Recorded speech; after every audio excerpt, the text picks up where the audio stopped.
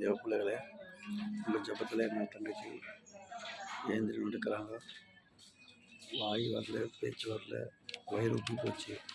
சாகிற கட்ட நேரத்தில் ஏசப்பா உதவி பண்ணி ஏசப்பா கூட இருந்து எங்கள் கூட இவ்வளோ பெரிய ஹாஸ்பிட்டல் கூட்டி வந்து ஏசப்பா உங்கள் ஜபத்தில் என் தங்கச்சி இப்போ நடக்கிறாங்க. அவங்க என்ன போய் நடக்கிறாங்க, அவங்க சாப்பிட்றாங்க, அவங்க குடிக்கிறாங்க. அவங்கள ஆண்டவர் ஆசீர்வதிப்பார். உங்கள் அநேகர் பாஸ்டர் விசுவாசிங்க அநேகர் ஜெபம் பண்ணி பெரிய காரம் உலகத்துக்கு ப்ரேயர் பண்ணியிருப்பாங்க, விடுதலை பண்ணிக்கிறாரு. இப்போ தங்கச்சி எந்த போய் பாத்ரூம் போயிட்டு வராங்க. சீக்கிரமாக எங்கே எங்கள் தங்கச்சி விடுதலை ஆகிட்டு ஆட்டுங்க ஜாலியாக நிறைய சோத்திரம் போட்டு ஹார்ட் ஜபங்கள் அநேகர் ஊழியர்கள் ஜபம் பண்ணுங்க. चालेल चालेल चालेल चालेल अभ्या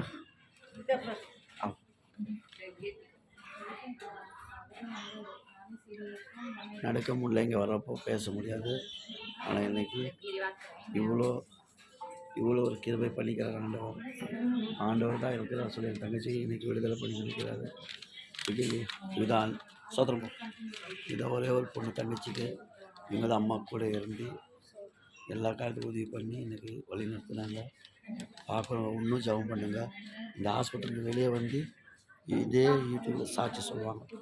கர்த்தர் அப்படி ஒரு அற்புதம் அதிசயம் பண்ணிக்கிறார். அதுலேயே ஜபம் கச்சாயும் சோத்திரம் மண்டாரே மக்கள் சோத்திரம் தொண்டு மூடி பரிசுத்த பண்ணு ரத்தத்தை கண்ணு பசு நாடி நரம்புகள் எலும்புகள் திசைகள் நோய் நொடி இல்லாமல் மகளுக்கு உச்சந்திர உள்ளவருக்கு நடந்து எலும்பு கிருபை எலும்பு மகள் பூரண விடுதலை பண்ணி தேவ ஆளுநர் கூட இருந்து அசைவாடி பேசுகிற வார்த்தையும் நிற்கிறப்போ தேவ பசுத்த ஆளுநர் அசைவாடி கொடுக்கிறது.